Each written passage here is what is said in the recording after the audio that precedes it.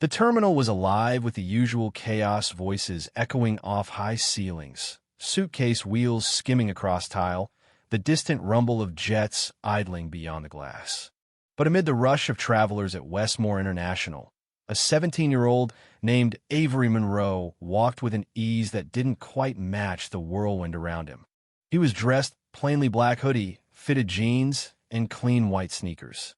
Just another kid on the move. Or so it seemed. No one noticed the way Avery's eyes scanned the room. Calm, deliberate, absorbing everything. His face gave away nothing, and that silence was his armor. As he approached the baggage drop for priority travelers, the air shifted. "You're in the wrong line, kid," barked a man with a weather-beaten face and a gut that pressed against the fabric of his security vest. His name tag read Rick Harmon. He looked Avery over with the practiced contempt of someone who had learned to sort people into categories in a fraction of a second and who rarely got it right. Avery didn't flinch. "I know," he said coolly. "I'm flying priority." Rick didn't check. He didn't even pretend to. Instead, he grabbed Avery's sleek black roller bag Italian leather, custom-stitched and tossed it onto the belt like a piece of forgotten luggage. The bag hit the metal with a jarring bang that turned heads. Rick sneered.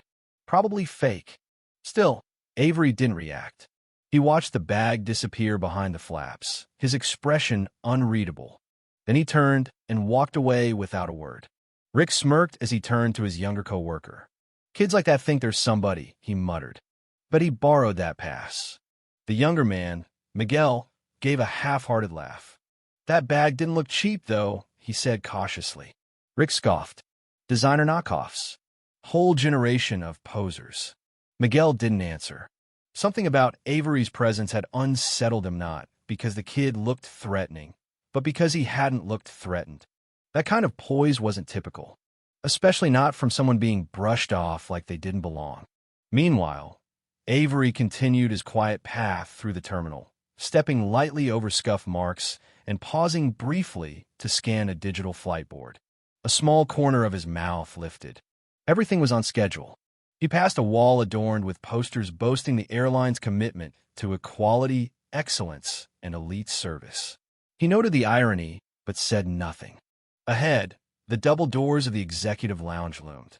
A young attendant behind the reception desk blinked in surprise as Avery handed her his credentials.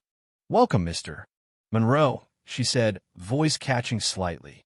"Thank you," he replied. His tone was measured, even polite.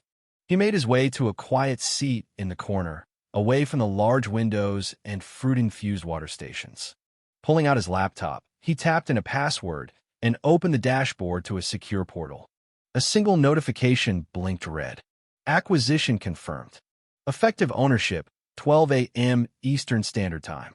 He stared at the screen for a moment, then tapped a second time, launching a private message to his legal team. Let them continue. Record everything. Back near the baggage conveyor, Rick was still reveling in his own smugness. "Yeah, I told him off," he boasted to another coworker. "Threw that bootleg bag like it was trash. Miguel Froneth. What if he really was priority?" Rick waved him off. "Then let the fancy boy complain. I've got seniority."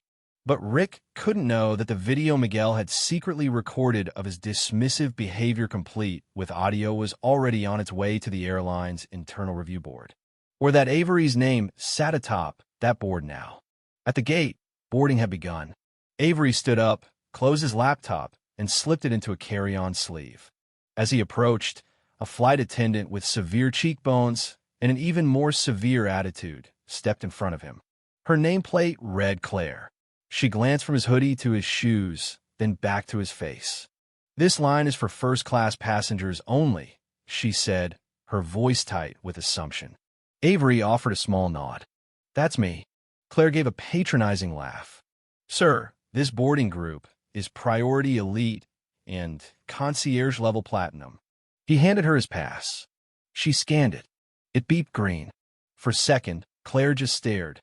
Then she looked again at the name, back at the face, then at the manifest on her tablet. "One moment, sir," she stammered, stepping aside to whisper into her headset. Avery stood silently, hand by his side, completely at ease. A minute later, A lead flight coordinator approached. She tapped in a manifest, double-checked, then nodded. "Mr. Monroe is cleared." Claire forced a smile. "Apologies for the mix-up." Avery didn't acknowledge the apology. He simply walked past her and down the jet bridge. Seat 1A awaited him.